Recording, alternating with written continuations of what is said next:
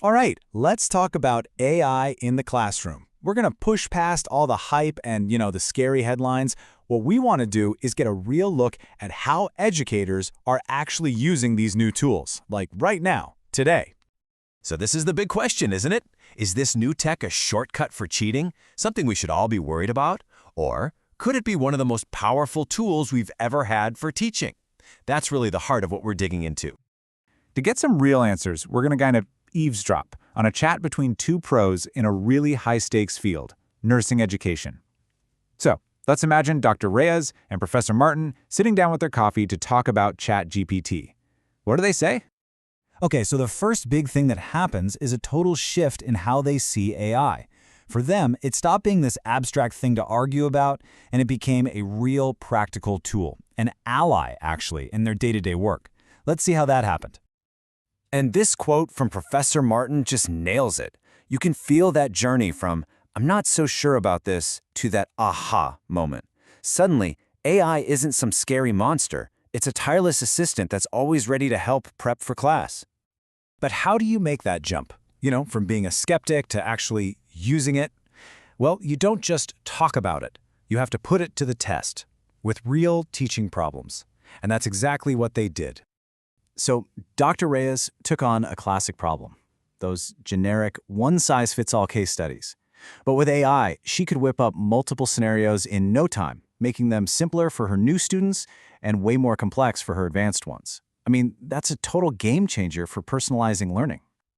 And then Professor Martin takes it even one step further. He starts thinking about individual students. He doesn't just ask the AI to explain a tough topic, he tells it to use a calm and clear tone to help out a student who gets anxious during tests. Wow. That is a level of customized, empathetic teaching that would normally take hours to create by hand.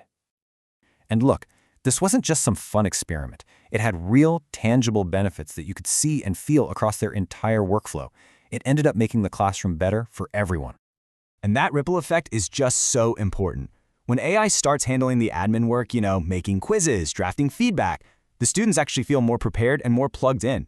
And the best part? It gives the professors their most valuable resource back, time. Time to actually teach. And you can see it right here. This chart basically says it all. The time they have to spend on all that tedious administrative work goes way down, and the time they get to spend on actual teaching and connecting with students goes up.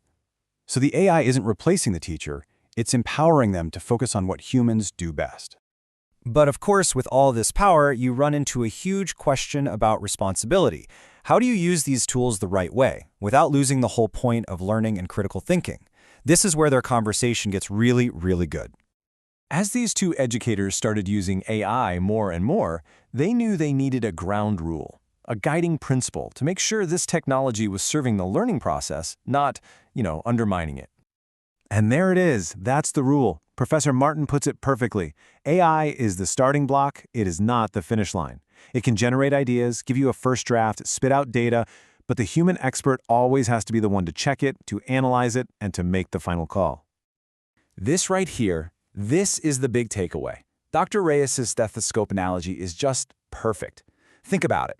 A stethoscope is an amazing tool. It helps a doctor hear things they couldn't possibly hear on their own.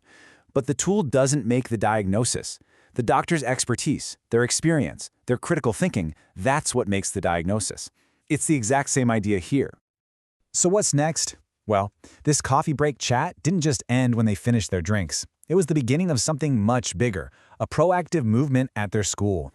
They realized that what they'd figured out was just too important to keep to themselves, so they decided to take the lead.